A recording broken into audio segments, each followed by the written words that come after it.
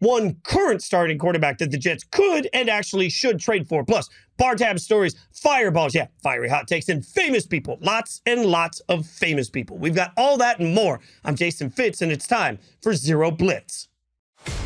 What's up, guys? Fitz here. This is Zero Blitz. What Zero Blitz, you're asking yourself? Well, every single week, we're going to be right here, and we're going to give you all sorts of flavor from the NFL from the past week. We'll get you some celebrities. This week, we've got J.J. Watt. Yep.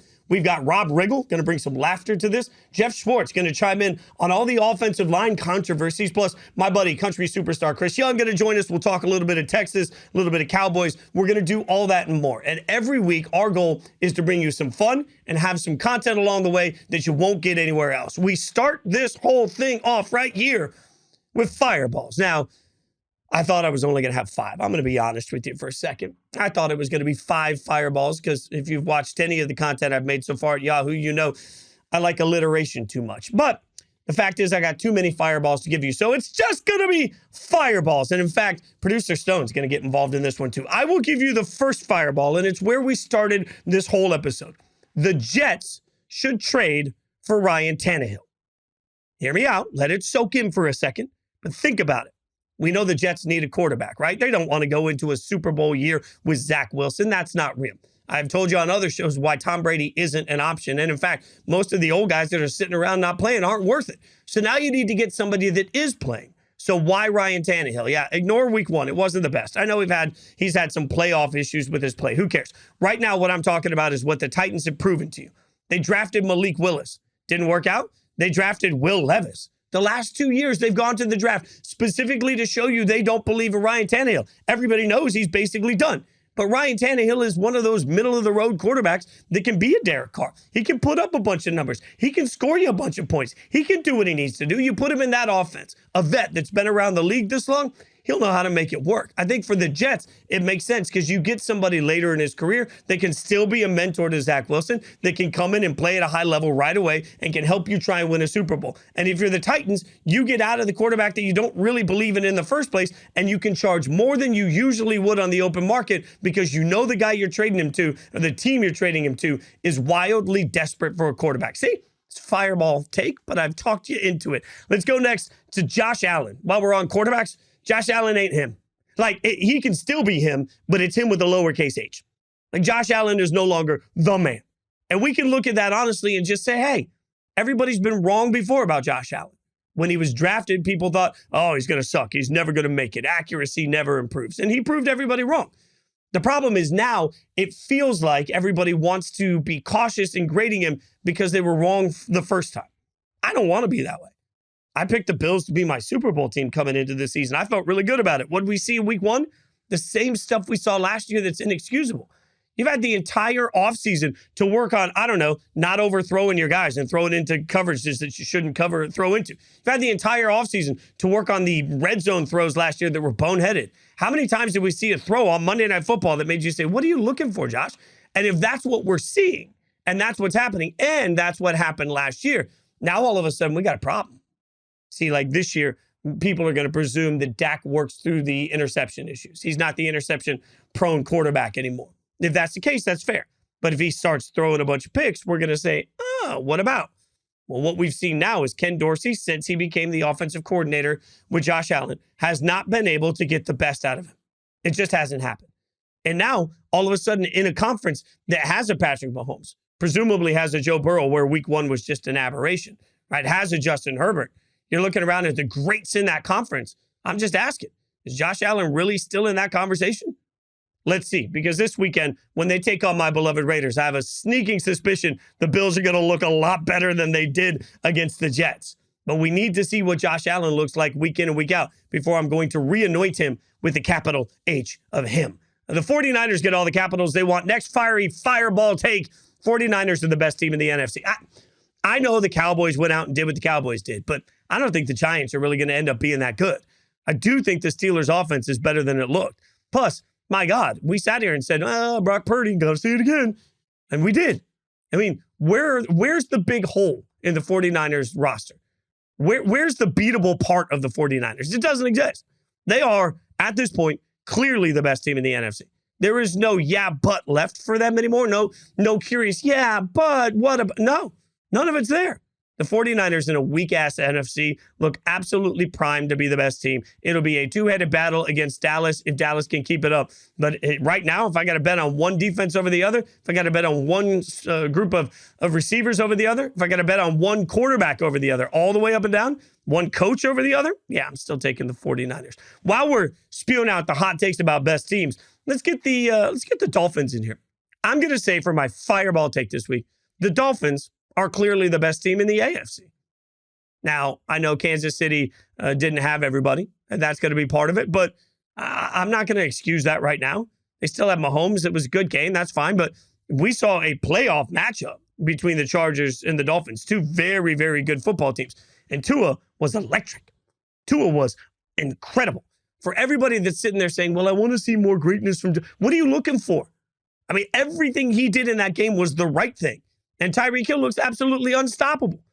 We knew where the ball was going. You knew where the ball was. You're sitting in a sports bar watching it happen, and you know where they're throwing the football. And a good defense for the Chargers had absolutely no answer for it.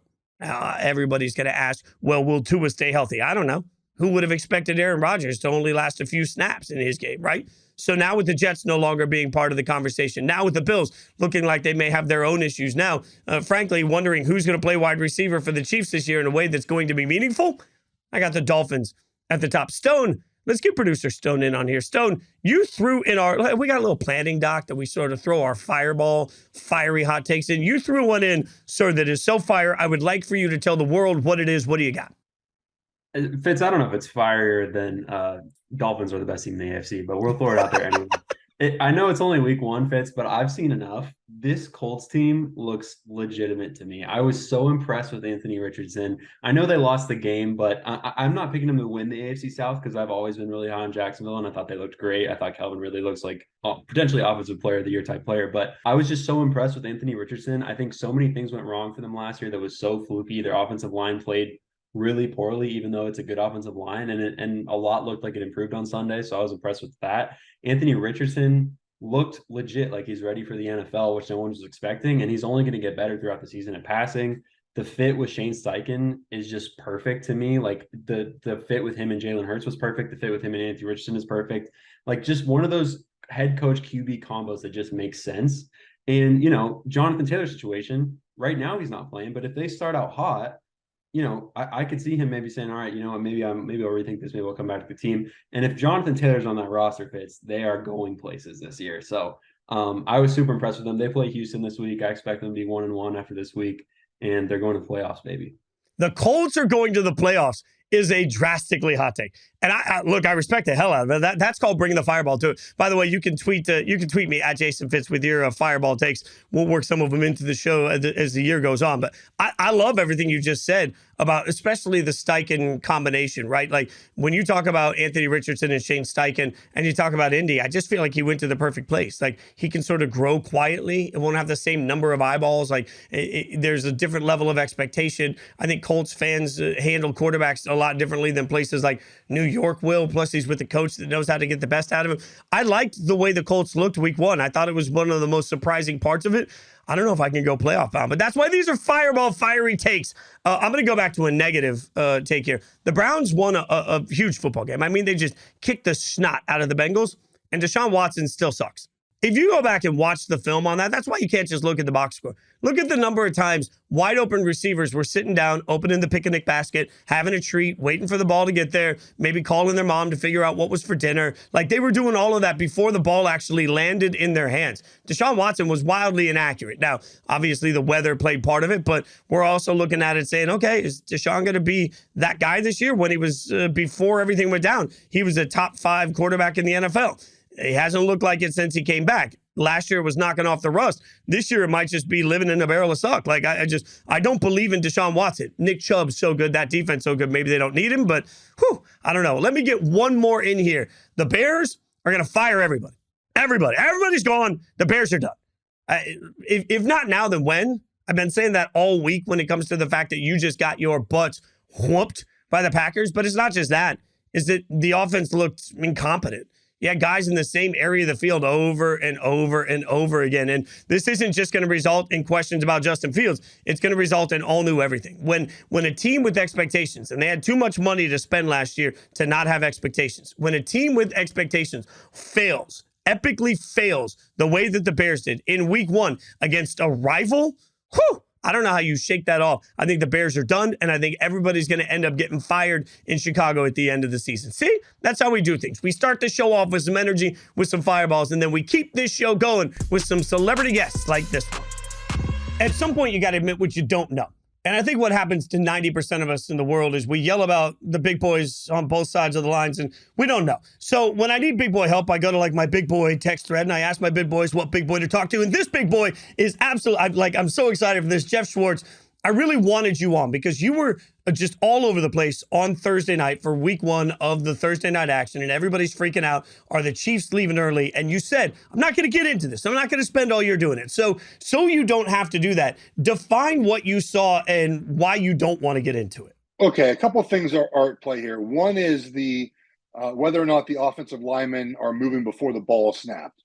And if you really watch it closely, not on the TV copy, you can't do that. But if you fast forward, if you have the all 22 and you have the clicker, you're able to slow mode down, 98% of the time, they're moving right to snap the ball.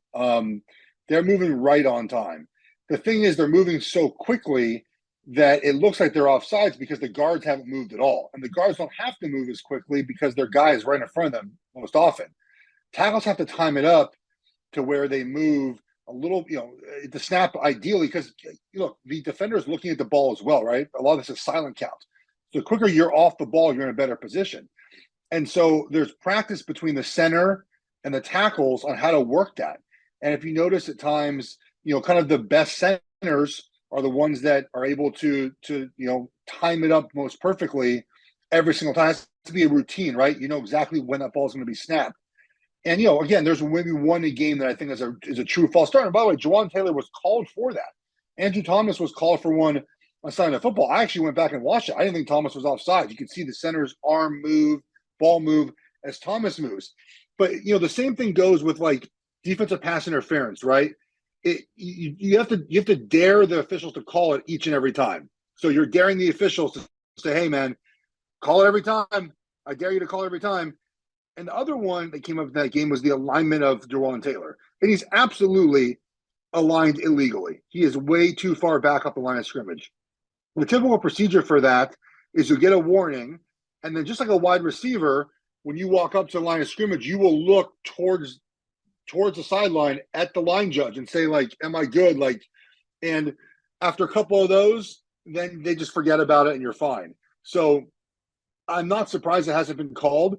And, everyone complains about it. And my pushback is always, A, I think they're mostly on sides. They're leaving right simultaneously to snap. But 2, the NFL has seen this happen now for multiple years and has not cared to change anything. They haven't put it into any sort of, points of emphasis or anything else. They're not going to call it. So complaining about it each and every time to me feels really silly. And I know fans are going to do that. I mean, you're a Raiders fan. You're probably complaining about it the whole time. So it's going to happen. It just is what it is. And look, I would implore other tackles to do the same thing. You might as well.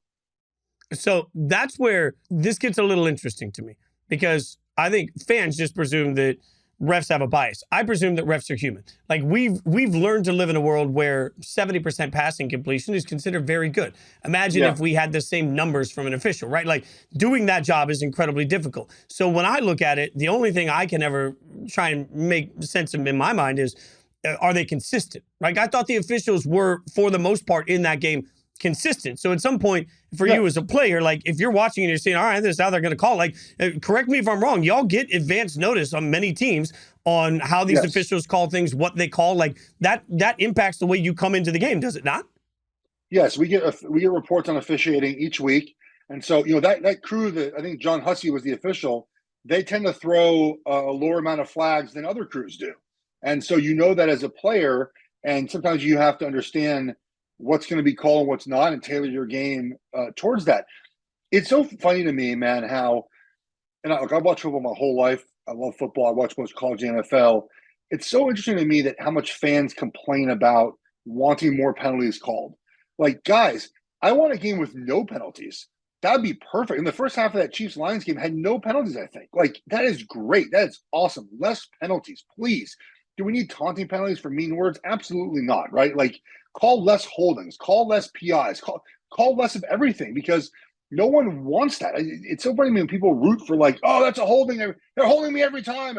Like, dude, you want holding called every play? You want things called by the book every play? Do you want offensive linemen to be called for false start every play? Like, come on. So I think people are being pretty ridiculous when they're complaining over this. When you look at offensive line play overall early in the season, I think one of the things that we saw, everybody says defenses are ahead of offenses after week one. I would argue that it felt like defensive lines were ahead of offensive lines. Like, it just felt like guys were breaking through. Why? You know, there's less reps in the preseason now, so guys aren't as ready, in my opinion. But it goes both ways, right? I mean, you're not seeing the top defensive linemen play either. So I think it's easier for them to just turn on in week one than it is for offensive linemen. And also, you know, in the preseason, you're not getting, you know, these scouting reports. You know, for example, the Cowboys, and one of the things they do best is they move Parsons everywhere, right? They put him over the guards, the centers. That's not happening in the preseason, right? The Giants' rookie center is not practicing. It's Micah Parsons in a one-on-one rush, right? That's not so. You know, the Steelers' offensive line I thought was good in the preseason, but they didn't play a Niners defensive line all preseason, and so sometimes it just takes a little bit of time to catch up to the speed. And some of these opponents, it's hard to play the Eagles week one and the Cowboys week one and the Niners. It's just, you haven't seen that speed all training camp, and so I think teams will all be fine in the end. I also think what's at play here is people often ask, you know, is this crop of defensive linemen, every generation does this, right? Is it better than a previous year, right? Is it better than another era, right? Is this better? To me, the top is the top, right? The top of every era is the same. The difference is now is the depth. I mean, you know, you used to have one or two pass rushers on your team and then kind of two guys that just stop the run. Now you have 4, 5, 6, 7 pass rushers. And you often don't have 5 offensive linemen that can pass protect. And so there's an advantage, I think, on the defensive line right now with just the depth they can put in there versus a lot of these offensive linemen. So for you then, when you're watching offensive lines, what's the smart amount of time that you think, like, before you make a sweeping judgment, this line's good, this line sucks, like where they are, how much football do you need to see before you have sort of a sense of a team? Yeah, well, look, I could tell after a couple plays if you're having a bad game, but I think it's important to watch the whole thing, right? Because, you know, there's a saying in the football community, it's never as good as you think or never as bad as you think. So I watched the Giants offensive line on film. It looked better than it did on Sunday Night Football watching in person, right? And vice versa, true. The good often doesn't look quite as good when you get to watch it on film. But it's important to watch all of it, right? I'll give you another example why film I think is important at times. And not, you know, Oregon, it's a college team, but Oregon played Texas Tech this past weekend. And Oregon ran a bunch of these kind of tosses, right? That they tossed the ball out to the side. And the ball ended up going a little bit forward in the toss. So they counted as pass plays, not run plays. So if you look at the stats from the game, Oregon's rushing attack wasn't as good. But when you factor in just one of those runs, the 36-yard run they had, they go from averaging 3.6 a carry to 4.5 a carry. And so that's why, again, it's important, I think, to watch the game. And I know not everyone has access to film. I get that. And there's a place, obviously, for the raw data. I look at all of it, too. It's very good. But you have to watch, or you have to watch and see sometimes exactly what's happening out there. So it does take a couple of weeks in my opinion, to change my opinion about an offensive line. I was high on the Steelers. They didn't look good. I'm not changing my opinion after one game. But it does, you just have to watch it all. Yeah, by the way, I'm stealing that Oregon breakdown for all the college football work I do here with Yahoo. There we go. Making me smarter on Oregon, too. You mentioned changing your opinion. I want to ask you about a quarterback that I'm trying to get my head wrapped around, because Josh Allen last year, I had a lot of, let's say, grace for. I think people had a lot to say about Josh. He turned out to be better than most people expected. Last year, they changed offensive coordinators. He struggles a little bit in the red zone. He makes some throws we're not used to seeing. I presume that would all get cleaned up, right? Then we see week one against the Jets defense. It's obviously very good, but it was the same mistakes we saw last year. Has your opinion on who Josh Allen can be changed at all based on these struggles? I think it has. And it's pretty interesting to see and kind of figure out reasons why. And I think a lot of it has to do with losing Brian Dable, right? I mean, Brian Dable got him to where he was, and ever since he left, it's been sort of a steady kind of decline back into the YOLO ball, right? Where he's just throwing the ball down the field, taking way too many chances. Not only that, this is game 1, and play 13, he's throwing his body on the field to dive to get extra yards. I think it was a player in the game where he could have just ran out of bounds and turned it up the corner and took 2 hits. Like, I don't know if it's because he's trying to do too much, doesn't trust his offensive line, doesn't trust his defense, but I think we're not seeing the same player we saw a couple of years ago. He's still incredible. He has an amount of arm talent that quarterbacks only dream of, and that does get him out of a lot of bad situations, but the turnovers are excessive, man. There's a lot of turnovers, and for a guy that you want to be a Super Bowl winning quarterback, he has to kind of get back to protecting the ball a little bit better, and but it doesn't seem like he's doing it. I mean, it's been a year and a game now, and since Brian Dable left, and he's been a different quarterback. Well, that brings us to a little game we want to play. This is something we're going to do on this show every week called the Weekend 180. So it's teams that we think might just sort of whip around next week and look wildly different. And I'm just going to throw one team out here. You mentioned my fandom. Couldn't Josh have had that sort of game against the Raiders? No. I think the Bills are going to bounce back all sorts of kinds of, I feel like Sunday for the Raiders is going to be particularly ugly. A Bills team that's angry about the way it went, playing a defense that's not anywhere near what the Jets were. Feel like the Bills bounce back. What do you think? Oh, yeah, I think they do. It's going to be interesting to see the crowd in Vegas, too. I feel like it's going to be a very Buffalo-heavy crowd taking a trip down to Vegas as well. A lot of these teams, the Chiefs, the Bengals, the Bills that lost week 1, that are sort of hopeful for the number 1 team in the AFC. They got a lot of work to do this weekend to get back on track, and so I think those teams are kind of really desperate for a win in week 2. And Buffalo is gonna play well against Vegas. Vegas, good first win, man. I was surprised. Russell Wilson looked exactly the same, which isn't good for Broncos fans. But it was a good win in the end for the Raiders. What do you think about the Chiefs? Bounce back this weekend? Oh yeah. There's a number. I think it's like Patrick Mahomes, when favored by 3 or less, is like 19-6 against the spread. Like insane number. Yeah, they get Kelsey and Chris Jones back. I mean, interesting. I know we could play the what if game, but what if Kadarius Toney catches that last pass? And then it's just like the Chiefs survived. They won 23-21. The Super Bowl champions did it. It was ugly, but they got it done. That one drop shouldn't change our opinion about the entire team, right? That's why at times, again, we talk about watching the game, why it's important to watch the game. You can't walk away from that game thinking anything other than the Chiefs are still really good if they catch the football. I think that they said 10% of his passes were dropped. That's crazy. And that's why I tweeted out during the game, this is why I drink as a Raiders fan, because even when everything's stacked against them, the Chiefs are still like, okay, could be just fine. All right, so what about the Giants? They get their asses just handed to them by the Cowboys. This week they get the Cardinals, so I'm just trying to I feel like a bounce back's pretty easy, but from that, I'm not sure we know a damn thing about the Giants one way or the other. Look, if they beat the Cardinals, I think they're 6-point favorites, right, by a touchdown or so. I think you feel better about the Giants. It's hard to win in the NFL, so a touchdown win is great. But then they play the Niners in week 3. So I think we'll know more about the Giants after that stretch. Look, they want to be an NFC contender. Well, you lost 40-0 to one of them. You play 1 in 3 in 2 weeks. So how do you bounce back against a Cardinals team that, they're, again, teams, they don't tank on game day, right? They tank on Monday through Saturday. The Cardinals are trying to win a football game. They're trying to win each weekend. And they're not as good as you. You should beat them. Let me get you one more. The Browns get a big win against the Bengals, but you mentioned the tape. I think if you go back and watch Deshaun Watson, I've been saying it all day on this show, he wasn't particularly good. Weather part of this, right? But the Browns go into Pittsburgh. Do you think the Browns are actually who they were last week, or is there a bit of a 180 and they come back to earth against the Steelers? Well, I think the run game and defensive line is who they are. But Watson was not, you mentioned he was not good. You look like he was skipping rocks half the time he threw a pass. And again, the weather, I guess, but they played in rain before. It's not the first time they played in rain.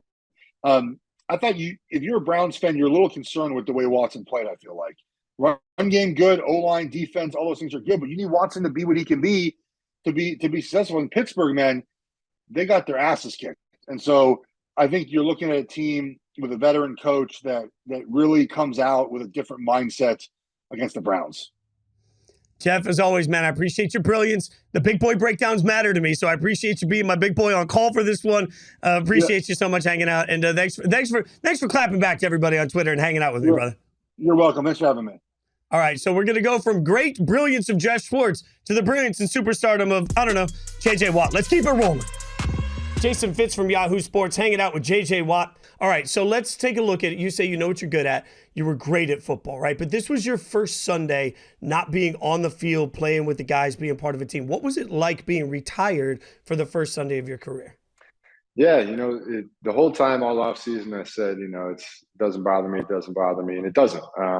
But the one time that I did get a little of that jealousy of the guys playing on Sunday was Sunday morning, when you wake up and you miss that little energy, that little vibe, that little vibration that you get, and that I'm jealous of that. And I was talking to my brother and him eating his pregame meal, getting on the bus to go to the stadium.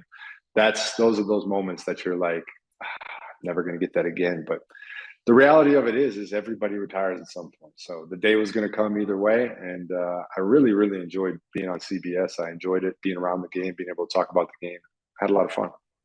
So one of the most controversial things of week one was something you were chiming in. I felt like Thursday night, everybody suddenly had an expert opinion on offensive line play. So walk me through this, because you've faced it plenty of times in your career. Juwan Taylor looked like a lot of people thought he was leaving early. What did you think of the way they were officiating that game? Yeah, I mean, if you're the NFL, you don't want the topic of conversation on the very first game of the NFL season that everybody's watching to be about the officiating. And that's the only thing that I have about it, is I think it could have been handled in the first quarter. I think it was pretty clear to see early in the game. I think you throw one flag and he's lining up on sides and he's not jumping off sides every single play. You just have to nip that in the bud early. You give him 1 or 2 warnings. Absolutely. I think you should give warnings. But then if he doesn't correct it by then, just toss one flag and it's over. That's the only problem, I think, is that they waited until the last drive of the game.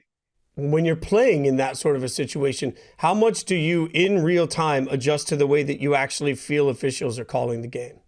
Oh, you have to, because with that depth that he lined up with and how early he was leaving, it completely changes the way that you have to pass rush. And you have to go over and talk to the official. You have to be like, guy, you're seeing it, I'm seeing it, we're all seeing it. Just, you can't let this slide. But obviously they did. So I don't blame the offensive linemen. If they're letting it slide, keep doing it. Why not? As a whole, though, defenses felt like they were ahead of offenses early in the season, which happens often. Why?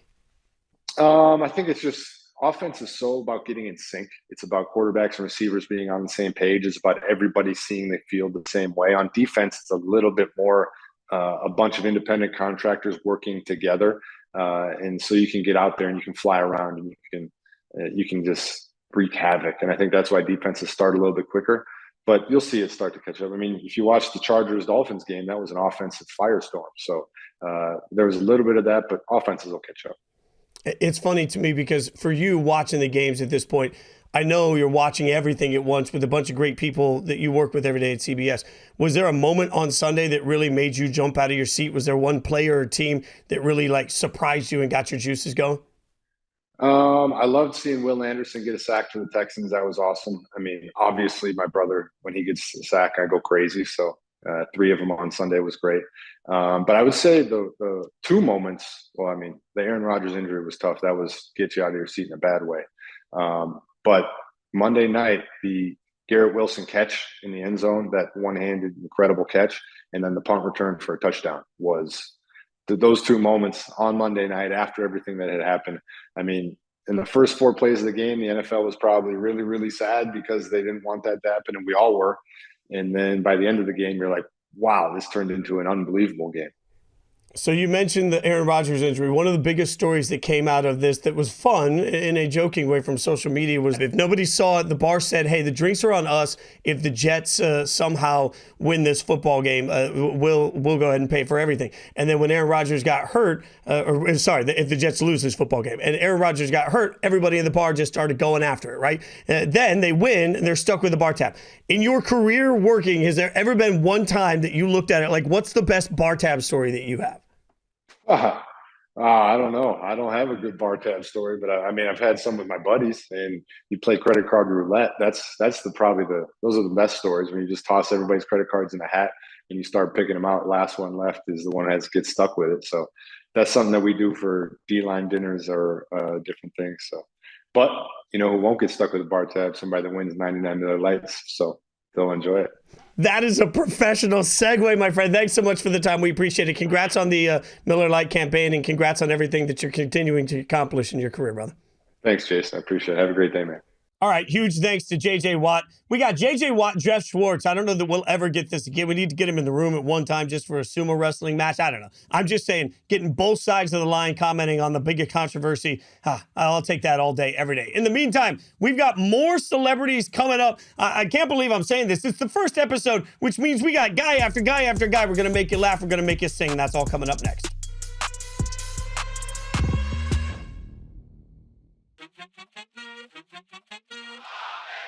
I'm not sure anybody had a better week than people that lived in Dallas. Maybe all of Texas, right? If you think about the weekend that they had, obviously on Zero Blitz, Jason Fitz hanging out with you, you got to remember that some of these fan bases are not just NFL, they're not just college, they're both. And if you are a fan of both, I don't know that you could have had a better weekend than watching Texas win and watching the Cowboys win. And that is the very reason that I had to call my buddy and Texas and Cowboys superfan Chris Young to get him to hang out with us. Jason Fitz from Yahoo Sports hanging out with country superstar Chris Young.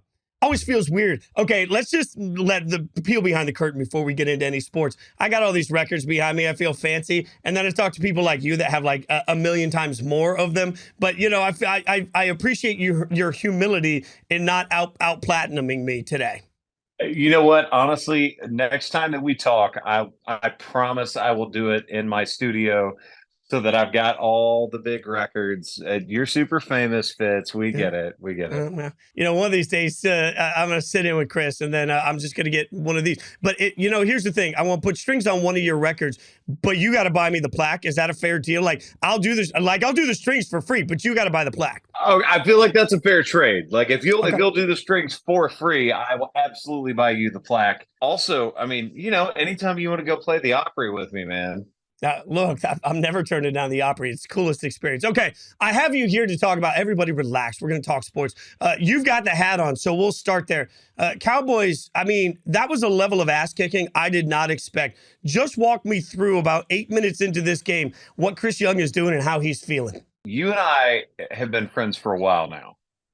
And I did something this year I've never done before, which is I do a phone call every week with the Dallas country radio station, and I talk about the previous week's game.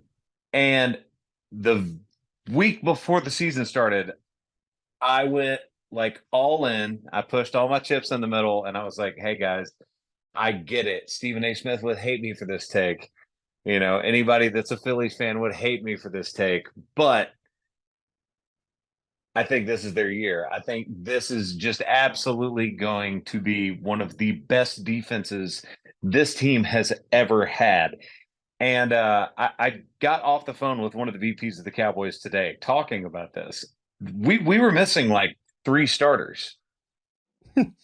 People don't even know that we were missing starters. They're all like, oh, Dak Prescott didn't throw for a touchdown. And I'm like, he didn't have to, man. I'm trying not to get so overhyped that I am that Cowboys fan, but it's really hard not to, man. It's really hard. I don't know that I've ever seen, it wasn't just the way the game went down. As you know, because we talked that day, I was at the Venetian in Vegas for the Yahoo Sportsbook opening.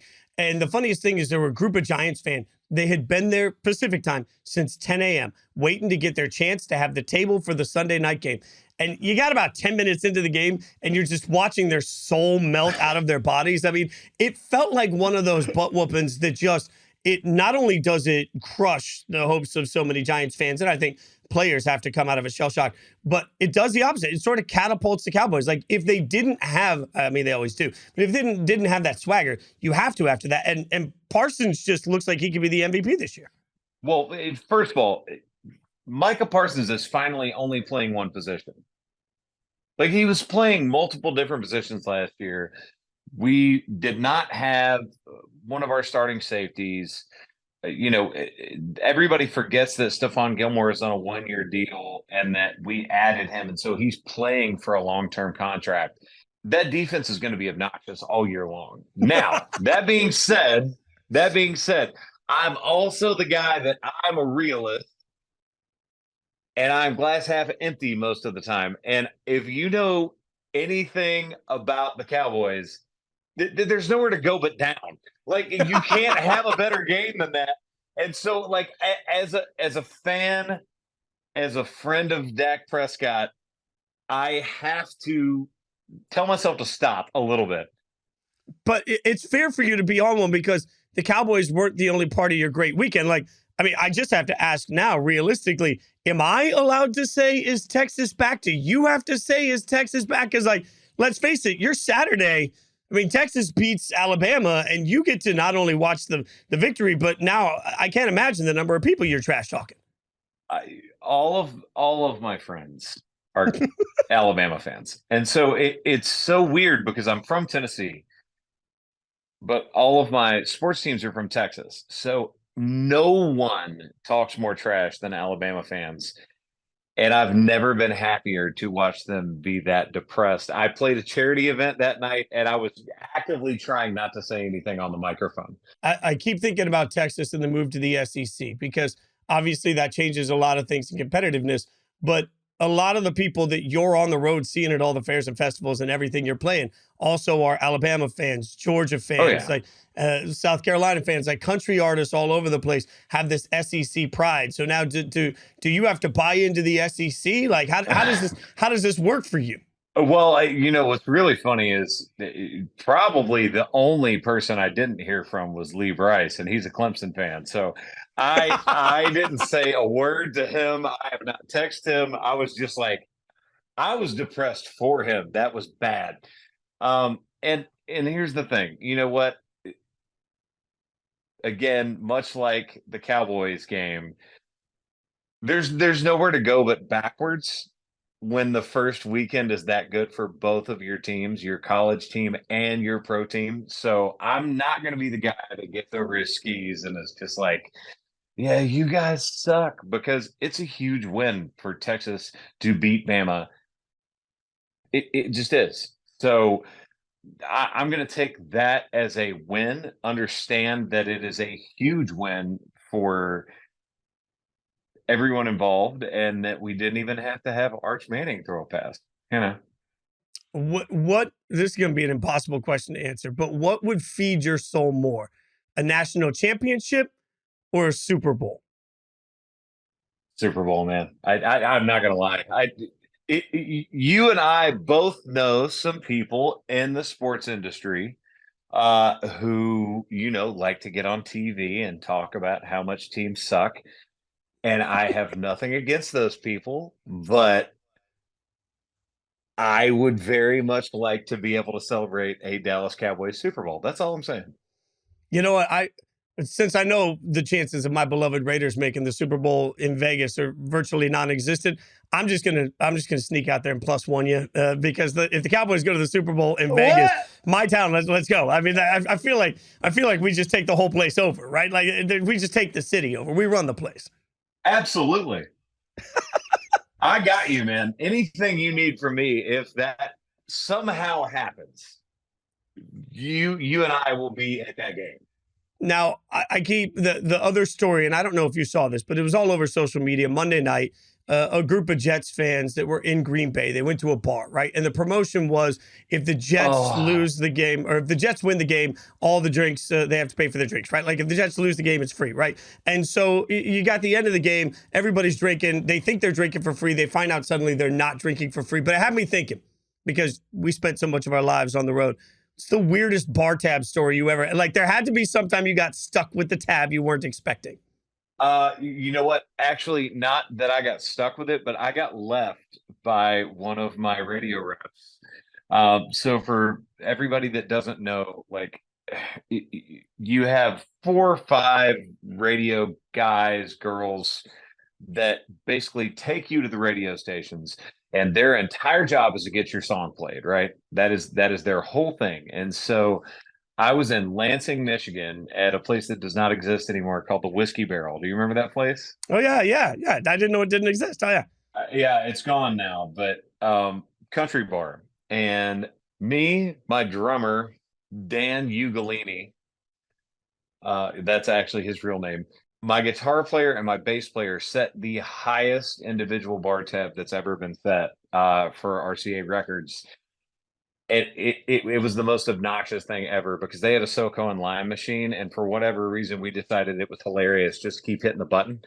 So it was like 56 SoCo and limes, 1 water, 4 craft beers, and 5 flaming Dr. Pepper shots. Oh, flaming Dr. Peppers are a delight. Like there's a certain time in your life where you realize you're no longer young enough for flaming Dr. Pepper. And then you all of a sudden you wake up one day and you're like, I'm back in the flaming Dr. Pepper stage. And I don't know, like it like once you that relationship rekindles, it's really, it changes your life again. I am there. I have long ago left the period of my life where I'm like, you know what sounds great? Jaeger. Like things like that. I just they're gone. Those days of my life have long passed me by. That's well, I mean, pass you by is a hard way to put that. Like I know you're still out there doing the thing, so like you got to have a little bit of extra fun doing the thing, right? Like it feels like you know. But I will. There I'm are just certain out here trying not to embarrass my parents. Okay. Oh, dude, I know we got to let you go, but I will tell you this one story. When I was playing for one of the first road gigs I had, Phil Vassar. And I'll never forget playing for Phil, and we were doing the Fort Loramie, Ohio big festival thing, right? And it's on DirecTV. And so people kept passing shots up to Phil. And, you know, Phil was never the type to just rip shots. That's not who he is. I was. So they kept passing these Jello shots up. So he would take the Jello shots from the crowd and he would just shove them down my throat while I'm playing the fiddle. Well, that ran on DirecTV. And so they turned it into a commercial for the concert of like the Fort Loramie, Ohio. It's just me, Jello shot after Jello shot after Jello shot with a pink mohawk at the time that I thought looked good. My mom called me after that commercial and she's like, do you have a problem? Do we need to send you to rehab? I was like, oh God. Yeah, didn't make my mom proud with that one. Fort Loramie, whew, that was a time right there. I'm telling you, that was a time. You got stuck at the kids' table at Thanksgiving for a couple years after that one? Rightfully so, yeah. I think to this day, my mom is still like, can we talk about consumption? Where are we on consumption? See, it's all Vassar's fault. Chris, appreciate you. Check him out on tour, obviously, new music out. You're going to be up at the Big E soon, which is up in my neck of the woods. So, you know, it's on a Sunday, too. So I'm just going to crash the bus and we'll watch football all day. Sounds like a blast to me. Hey, man, come on. Also, huge shout out to you. This is completely, he did not write me a check to say this. You are one of my favorite human beings on the face of the planet, and you are one of my favorite people to be around, talk about sports with. I'm so excited for this new chapter for you. And you know what? Next time I promise to only have like the same amount of plaques behind me as you. Yeah, I'm just going to go out and keep buying them. I'm going to like look on and see if somebody on Craigslist wants it. I don't know if Craigslist still exists. See if somebody will sell me a plaque. Look, strings are on me if you buy the plaque. We're keeping that deal. I appreciate you, my friend. Thanks for hanging out with me. Enjoy the rest of the season, and when the Cowboys win the Super Bowl, we'll make bad mistakes. We'll make bad decisions together in Vegas. You know what? We will if they do.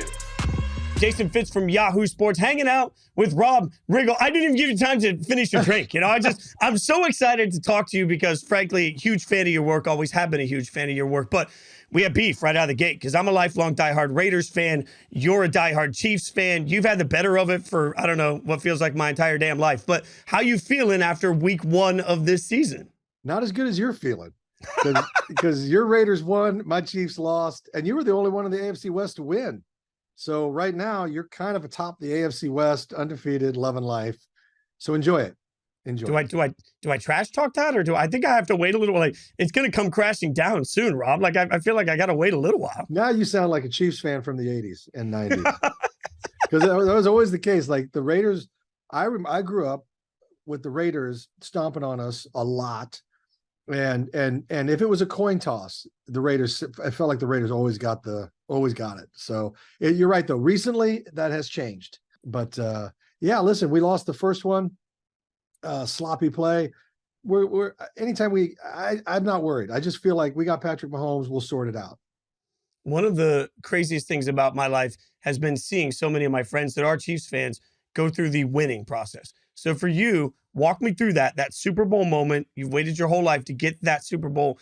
Now you have this level of dominance. What was that first one like for you as a fan? I'm not exaggerating, and I'm not being melodramatic. I prayed that I would see the Chiefs in the Super Bowl before I died. That was literally all I was. I would pray for that, because I went to my first Chiefs game in 1975, and they won in 70 before I was even born. So like, it was one of those things where it's like, it was starting to get to that place. 50 years, you're like, it's just not going to happen. But I was like, just let it happen in my lifetime. Let me see one Chiefs Super Bowl, please, God. And then it happened. And it was the most. I was in the stadium in Miami. I think I stayed there until they turned off the last light, and then I got to the after party, because it was one of those magical moments. I didn't sleep that night, and not because I was partying. I just stood awake. I wanted to talk to all the other fans and my friends that I came with and family that I had come with, and it was so special. So when I see teams out there, and I know there's teams out there that don't have not hoisted the Lombardi trophy.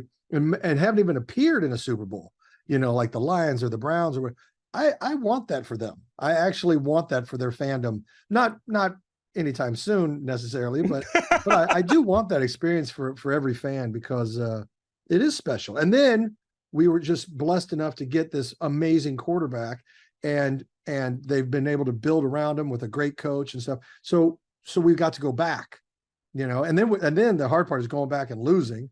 But then you get to go back again, because this guy's amazing and the team's amazing. And then you win another one. I was at that one as well in Phoenix this past year. That was one of the most amazing things I've seen in a long time. So yeah, it does the heart good. It does the soul good. Yeah, I'm enjoying it now, because I remember the Schottenheimer years, where we made the playoffs all the time and couldn't do anything. So you had these great seasons, and then you'd be shattered. Great season, and then shattered, and that takes a toll too. So it was nice to have this happen.